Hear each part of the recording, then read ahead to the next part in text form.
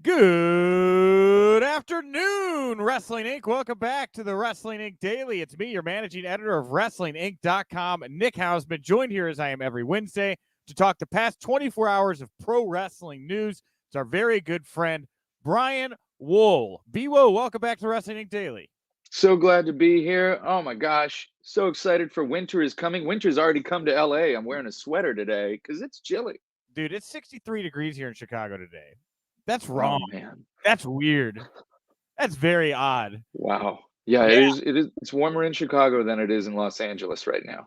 That's not supposed to happen. But hey, not a weather show. We got some wrestling to get into here today. A lot of big news for the past 24 hours. Hot mailbag. We'll dive into at the end of the show for everybody, where we're going to talk about this bizarre fan incident at a AEW taping recently, and just talk about super fans in general. The chat room is open. All the comment sections are open. So wherever you're at, you could dive on in.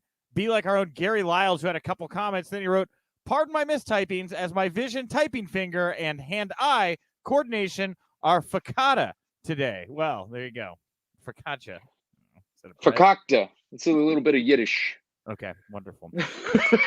Well, we'll get into what Gary was typing out about here in just a couple minutes. But before we get to the news, before we get to the mailbag, B-Wo, you had a very exciting this past Friday night. Your bachelor party went down at SmackDown. Did I get that right? Is that correct? I did. Yes, I had a party of about 20 folks at SmackDown this past Friday. That's not a bachelor party, man. That's a bachelor conga. How was your experience? What was it like watching a live WWE show with that many of your close friends like that? It was so cool to have so many folks that haven't been to a wrestling event before to really experience it live. I mean, they loved that opening segment with Brock and Sammy and the nurses. All of them could tell immediately at the size of the nurses that those guys were going down. Something was happening. That guy's way too big. He's way too jacked to be a nurse. That guy's taking a fall here just a second. Yeah, that was a big fun show. Yeah. Yeah. Now, one thing that really stuck out to me, man, was the four-way dark match between Becky Lynch, Charlotte Flair, Bianca Belair, and Sasha Banks. Now, there's been a lot of rumors about heat between Becky and Charlotte. God, I got to tell you, they were working together and having a lot of fun doing comedy spots.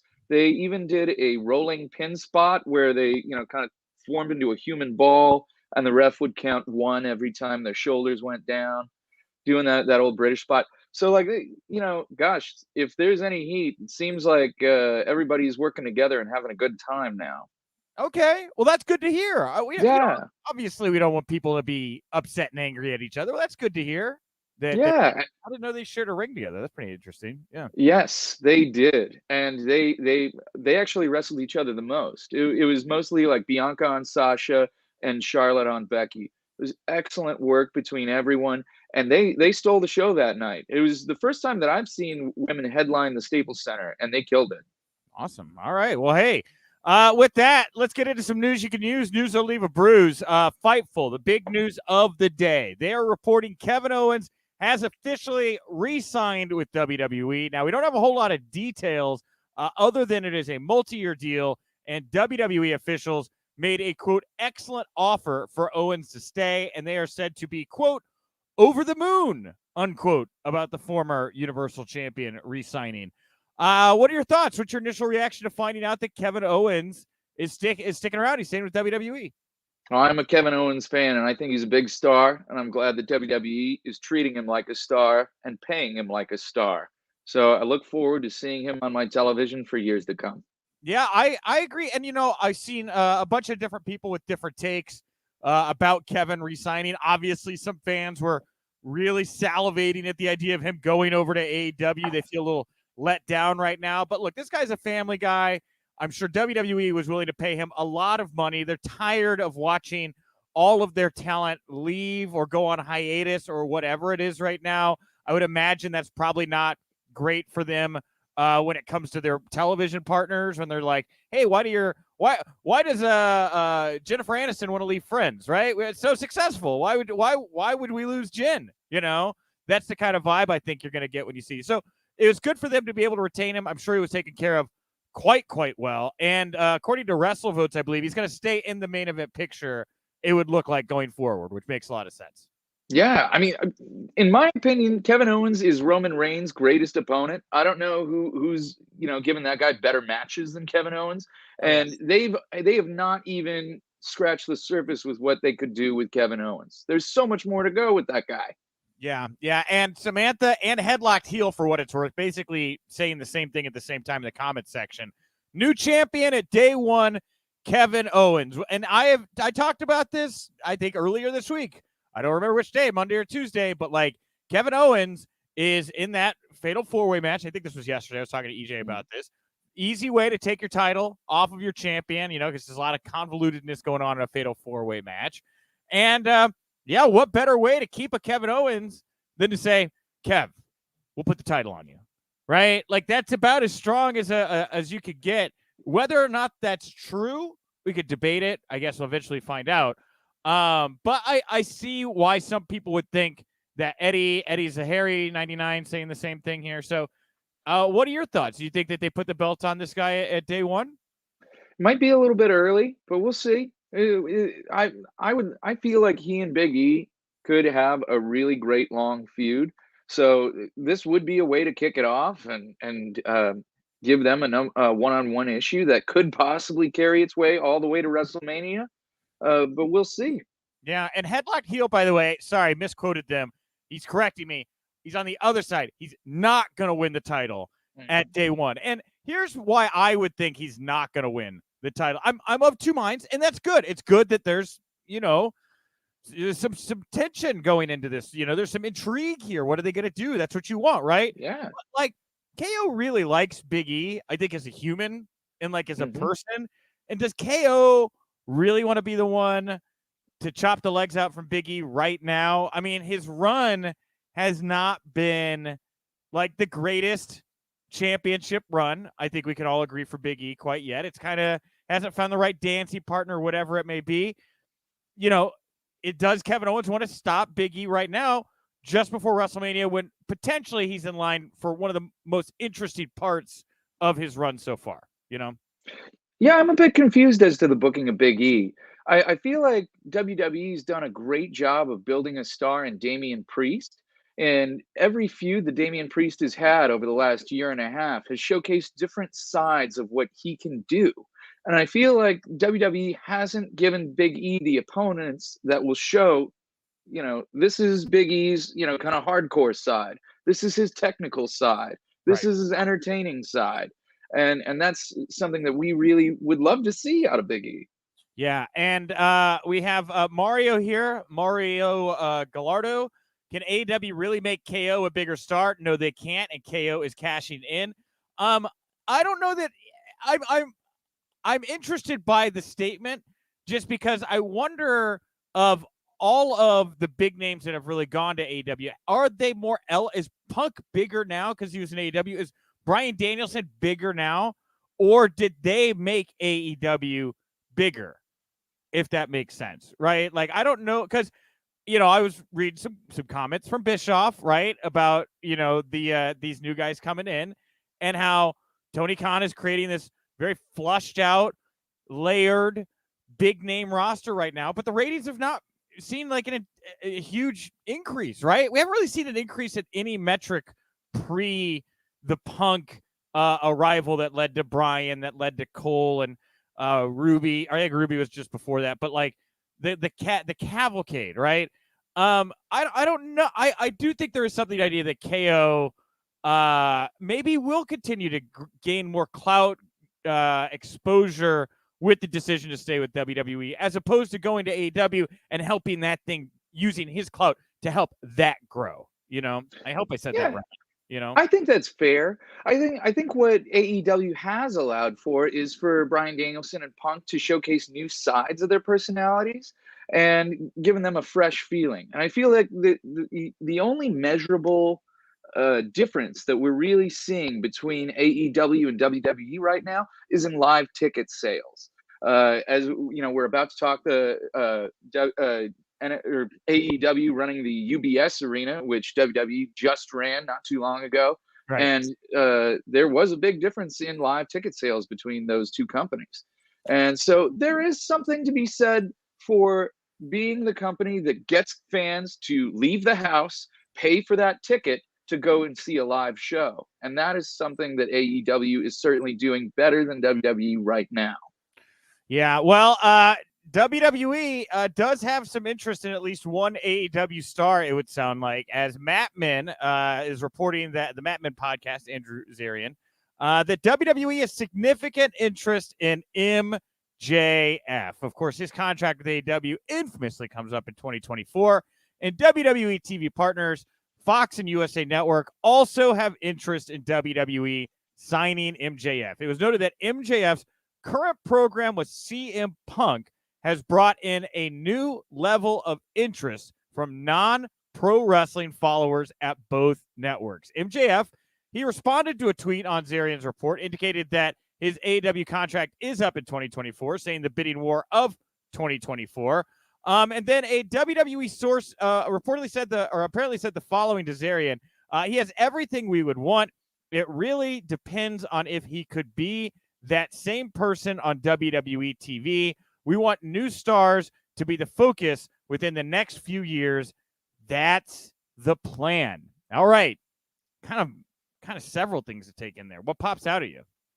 Well, I think you'd be a fool not to want MJF on your roster. The guy was on New York Times best television moments of 2020 list last year, and wrestling's never been on that list. So I feel like that's something that you cannot help but ignore if you run wrestling or if you're in television. MJF is somebody that moves the needle. Now, when it comes to WWE, I think they'll be totally interested in MJF, but it'll be tough for them when they realize that he's not 6 feet tall. That is always something that they have to get around. And if they can understand that and realize what he brings to a television program, then man, they would have a heck of a star on their hands if they put their money behind MJF. You need a hot heel. And right now, WWE, Big E is a man without a heel.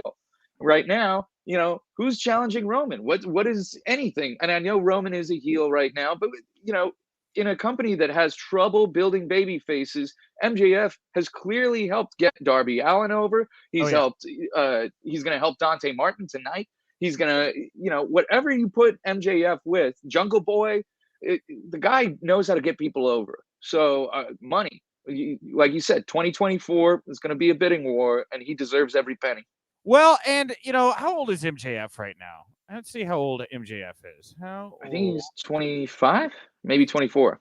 MJF is 25. All right, so in 2024, he'll be 28 years old, right? So that's a really good age. And the thing about MJF with WWE is, well, Eddie Zamhari 99 saying scripted promos not a fit for MJF on WWE unless he been less scripted type promo. So basically saying that MJF is not going to work in WWE if they try to script him, which I think is a really good point. Like, I think that this guy's got to continue to be who he is. I worry about WWE taking him and trying to like fix it or make it different, like that's my concern.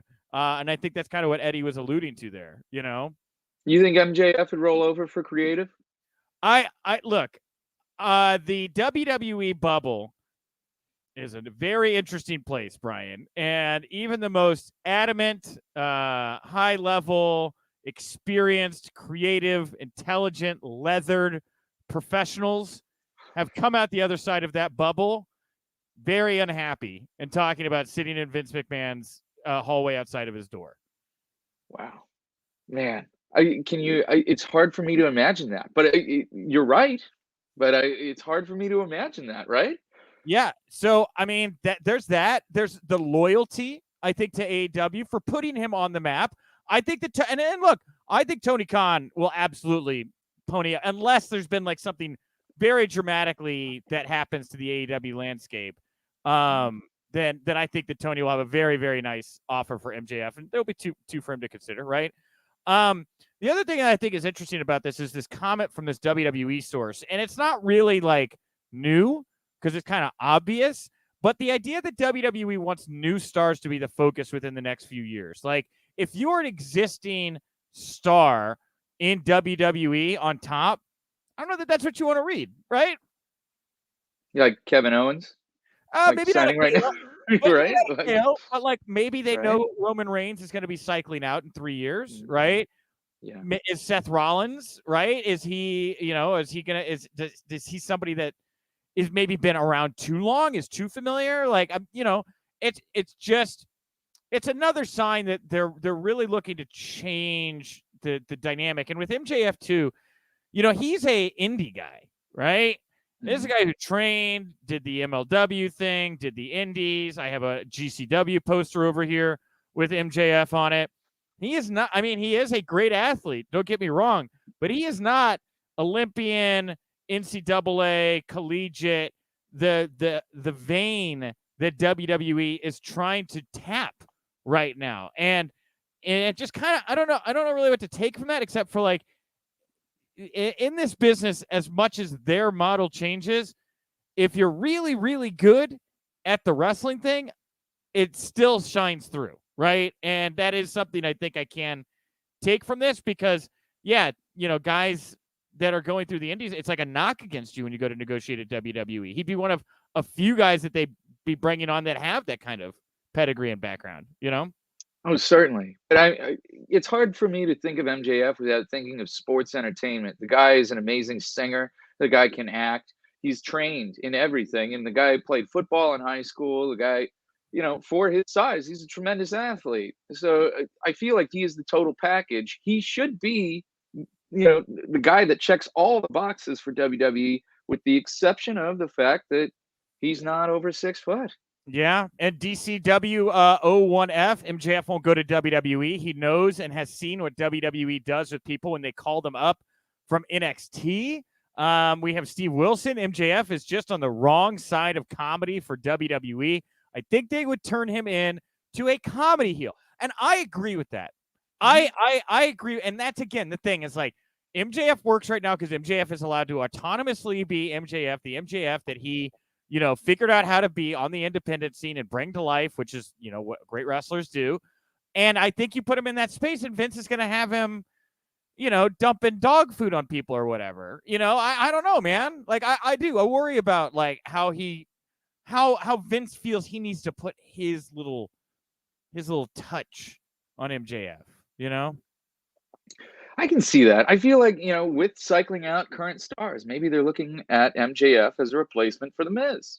I feel like that would be something, but obviously then you'd have MJF in a zombie match. So that's... You know what? Great. Yes. Let's go look at the booking of Miz and just run it back, right? Mm-hmm. Like, man, is this the new Miz? Yeah. Right. Miz gone, Reigns gone. We got to get a new Miz. We got to get a new Reigns. That's probably what they're looking at. Braun Breaker could be Roman Reigns, right? Yeah, 100%. 100%. So, all right. As we were talking about NXT there, sorry, I had an alarm go off on my phone. We were talking about NXT there for just a moment. We're talking about the transition. Before we get to the mailbag, and there's another item that I know that we'll talk about in the mailbag that Brian brought up before the show that is of note. But let's talk a bit about NXT. Last night's show continues to the product. I know we got the ratings in. They were like up in the demo, but this was like the lowest viewership they've done since the rebrand to NXT 2.0. It's a rough watch, man. It is tough to watch NXT right now. How are you feeling about it? Oh, it was awful. It was a rough slog. I liked Cameron Grimes' match. That was good. Yeah, great. Duke Hudson, awesome. Look at Duke Hudson, man. Like a goofball, a goofus. Yeah. Goofus is Duke Hudson. But man, when he caught Cameron Grimes midair in the turnbuckle and did that Uranagi on him into the chair, whoo! I don't, because like my girlfriend Liz is very understanding of the wrestling thing. It's my livelihood. We don't watch it at night. I watch it during the day. We have a nice little schedule. It's wonderful. But I'm watching NXT today, and she walks in to get some breakfast going, as she is wont to do. And Jacket Time comes out. And it was like, it was it was that feeling of being embarrassed to be a wrestling fan that I very rarely actually feel anymore. Like, I'm embarrassed, but like when she came in and she was like, "What are these guys? They're gimmicks jackets," and I just looked at her. I go, "Liz, I'm sorry. This is so bad."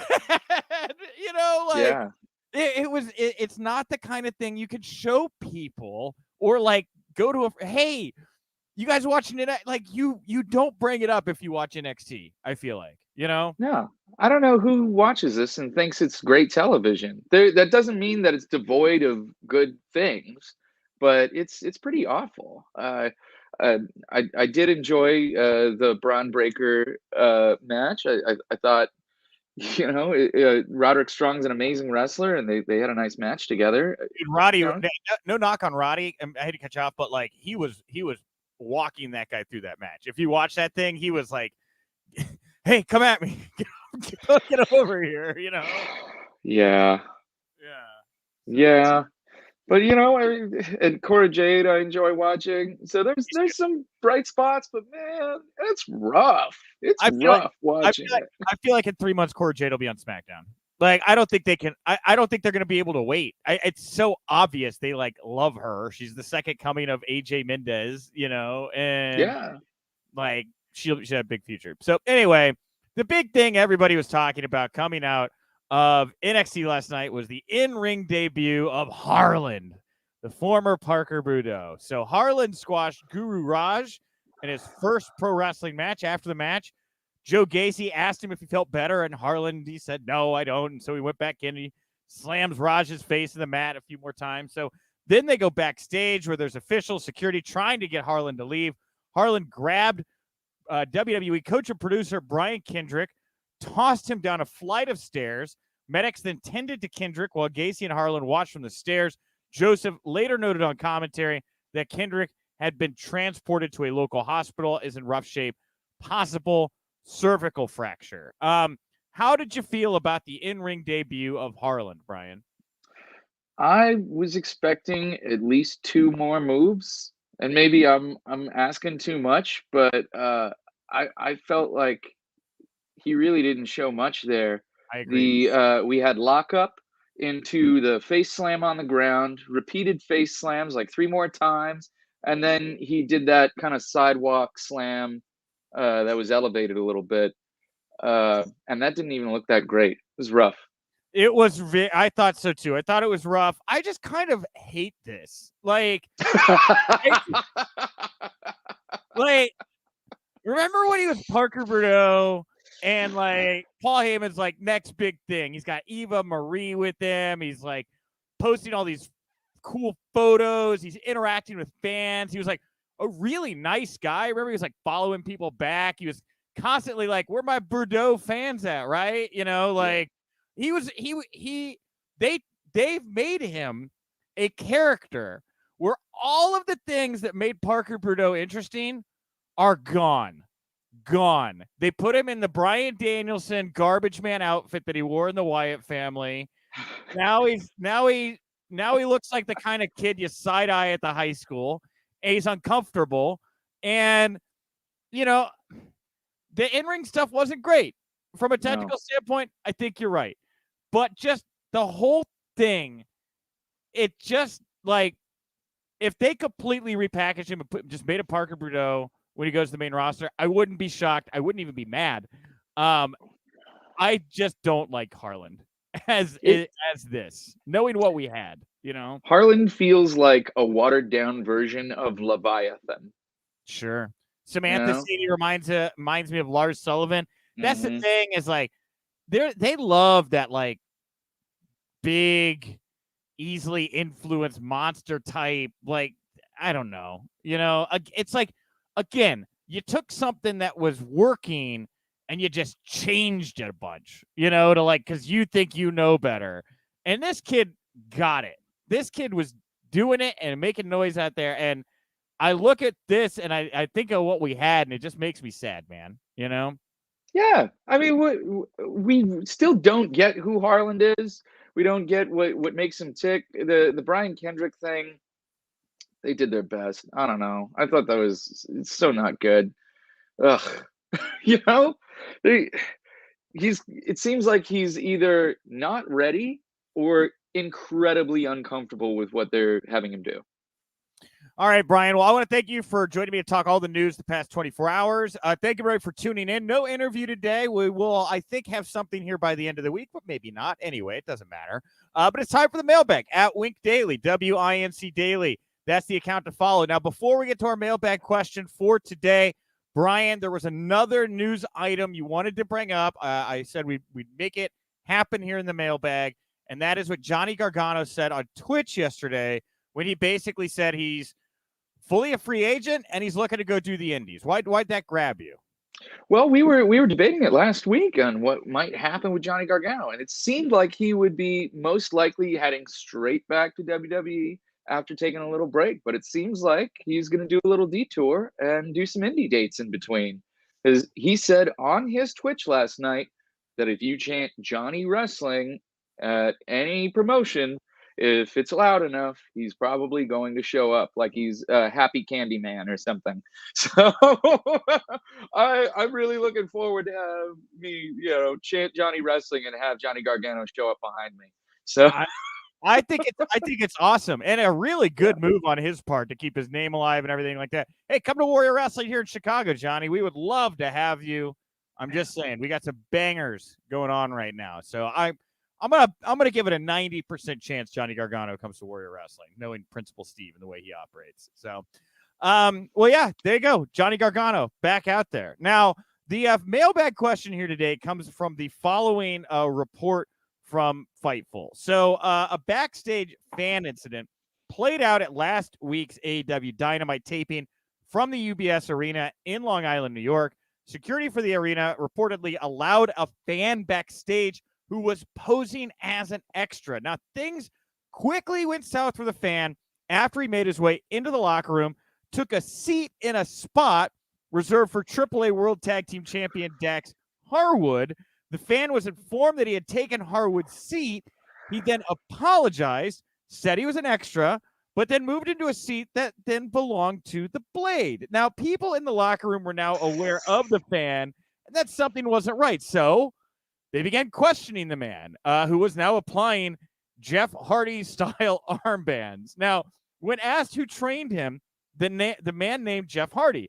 But that was a red flag, as Jeff does not train other wrestlers. Now, it's since been confirmed that Jeff did not train this man. Now, furthermore, the man could not correctly identify who would have booked him for extra work, citing the name of a person who does not have that job.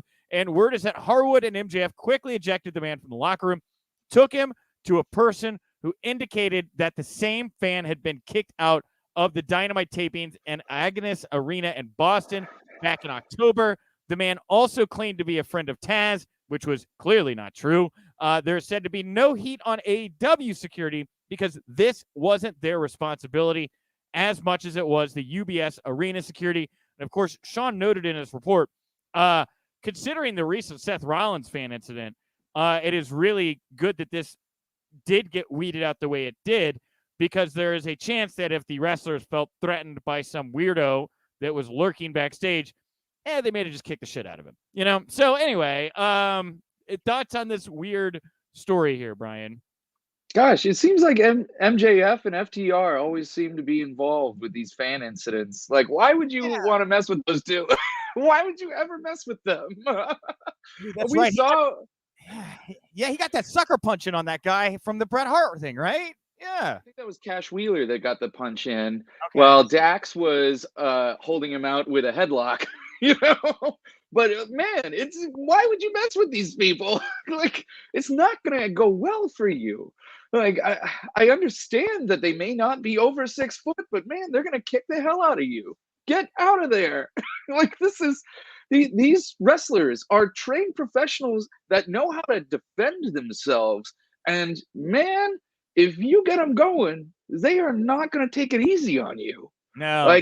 Seth Rollins in that fan incident, a lot of people have been playing it off as if like, oh man, I can't believe Seth cowered. Dude, he was going for a front face lock on that guy, and he would have choked him out so fast. Yeah. And like, look at it how you want, but these wrestlers will hurt you. And like, these guys are not professional fighters either. Now, you should be able to hold your own, right? Like, I definitely think there's certainly something to that. But like, I've only been in one like bar fight ever. And like, it was nice to know I could handle myself. But like, when I'm in a fight like that, my idea is not like I would like this fight to continue. Like, I wound up having to like drop this guy into a double underhook and take full control of him. So, Nice. Whatever. Another story for it's a really good story, but we don't have time for it today. But like, when you're in that, my impetus is to not keep beating my guy. My impetus is to contain and then get them out of the way so I do not have to continue to fight this human being. That is my impetus there, So anyway, since we're talking about fans, I needed a reason to put this in the mailbag. Today's poll question: who's your favorite pro wrestling super fan? Is it Vladimir, Frank the Clown, Brock Lesnar guy, or somebody else? About 150 votes. Brock Lesnar guy has won the day at 33.8. Vladimir 29.6. Frank the Clown 19.7. And then 16.9 for a mix of sign guy Izzy and then long hair guy with his mom. So who's your favorite super fan? How can you not love Frank the Clown? He's done so much, and like the things he does for you guys at Warrior Wrestling. Oh my God, that guy really gets the business, and he's endorsed by Mick Foley. Nobody else is. I put Frank's name in this poll solely to piss him off, and he didn't respond to it, and he's not happy about being listed as a super fan. Because I think Frank is probably safely moved away from super fandom. Even though he is still a super fan mark at heart, he's part of the business now, whether you like it or not. I love that Brock Lesnar guy won this handedly. I was kind of not expecting that, but hey, the guy's over, man. And the thing about Brock Lesnar guy, if you've ever seen him at a show, he wears that same shirt to every show. Like, I don't know if I could do that. Like, I don't know if I could become a character like that, It takes a certain level of commitment, and he certainly has it. I think it's so fascinating that you're doing this to stir the pot, because aren't Frank and Brock Lesnar guy? They're both Midwest guys that are friends. They are very good friends. They ride together. They sit together. And so I am purposely trying to put tension in between them because I'm a shitster and I like doing that. It's fun. So anyway. Any news about this Vladimir documentary? What's going on? All I know is I've heard that WWE just in general is not focused on documentaries right now, period. Like, they got into it. They started doing it. I've had people tell me that WWE just straight up does not like that style. I've heard other people speculate that maybe they're holding it all back so they could sell all the documentary stuff off to an A&E or an HBO Max. Like, kind of its own little pocket of content that Nick Khan can use to flip a deal somewhere, How else can I get my wife to watch stuff? Come on. All right, everybody. Well, that brings us to the end of the show here today, but the Wrestling Inc. Experience does not end. Tonight is Winter is Coming. Big match, big main event. Bryan Danielson, Adam Cole for the title. We had Serena Deeb on yesterday. She's going to take on Hikaru Shida tonight. I really encourage you to go check out that interview. It's on YouTube or yesterday's show if you haven't already. And then, of course, tonight, after Winter is Coming, the Wrestling podcast goes live with more voices, more takes, more punditry. You can subscribe to that on your favorite podcast platform, just like the Daily. And, of course, SportWrestlingInc.com. We're on all your socials. And next week, we are off. We will not have live shows next week, but I will have shows running on the RSS feed. They're going to be interviews from 2021, my favorite interviews, some longer ones that I usually broke up into pieces. We're going to release them in full. So very cool. What I like to think of as presents for you next week, but then we'll be returning the week after. So, Brian, anything you want to put over here before we wrap up the show today? Oh, man, I hope you guys have a wonderful holiday this year, and it's been so great being a part of this show, and I look forward to next year. Yeah, man, me too. We're going to have a great 2022. We're going to have a great final week of 2021. We are not done here yet, B-Will. We got one more in the can here for this year. I am at Nick_Hausman over on Twitter. Thank you all so much for tuning in. I'm going to talk to you tomorrow. And remember, if you winked, you didn't miss it.